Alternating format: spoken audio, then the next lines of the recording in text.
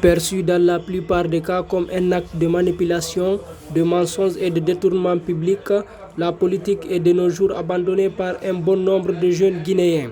Toutefois, cette idéologie est très mal interprétée par des étudiants et quelques passionnés de la doctrine. Étudiant en licence 3 du département philosophie politique à l'université générale Lansana Conté de Sonfonia, ce jeune souligne que la politique est l'art de bien gouverner.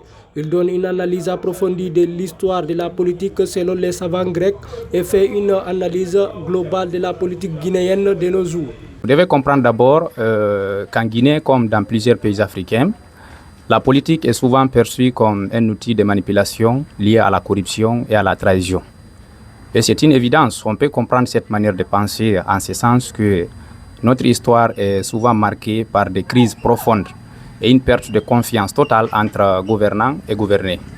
Et pour moi, c'est cette pratique malveillante de la politique, c'est cette mauvaise pratique de la politique qui conduit aujourd'hui bon nombre de citoyens guinéens, surtout la jeunesse en particulier, à se détourner complètement de la politique.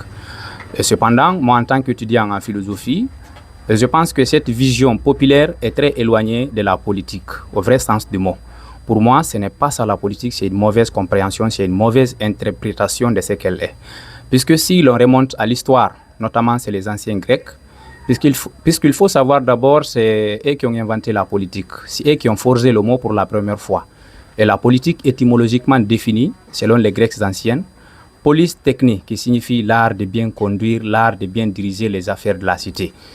Et il faut savoir que les sociétés grecques anciennes, c'était des sociétés qui étaient très bien organisées en termes de justice, en termes de vertu et le bien commun. Et quand je prends l'exemple de certains philosophes comme Platon et Aristote, il faut savoir que ces philosophes ne voyaient pas la politique comme une technique de manipulation, mais au contraire, ils voyaient la politique comme une science noble, guidée par la morale, par la sagesse et par la vertu. Pour eux, un dirigeant est avant tout d'abord un homme de savoir, capable de diriger pour défendre l'intérêt général. Et c'est pourquoi Platon lui-même, c'est ce qu'il a exposé dans son ouvrage intitulé La République. Et dans cette œuvre, Platon parle des philosophes rois. Pour lui, sur les philosophes, en réalité, les philosophes doivent gouverner. Parce que les philosophes sont guidés par la raison, sont guidés par la sagesse et par la vertu. C'est pourquoi ils réfléchissent profondément avant de poser des actes sans pour autant penser qu'à leur propre intérêt. Mais ce qui est profondément regrettable, malheureusement, dans le contexte actuel guinéen, beaucoup de jeunes rejettent complètement la politique. Peut-être ce rejet s'expliquerait à travers peut-être la manière dont cette politique est pratiquée par certains leaders aujourd'hui. Mais pour moi, rejeter la politique n'est pas une solution, dans la mesure où le développement n'est rien d'autre que la politique.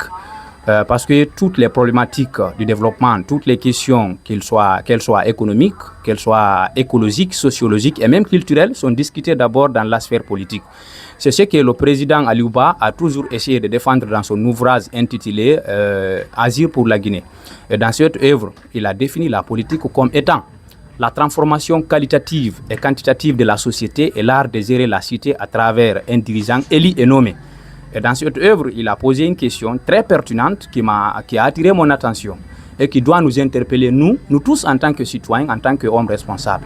Il dit quelle est la pertinence de se déclarer apolitique sous la dictature et dans la pauvreté.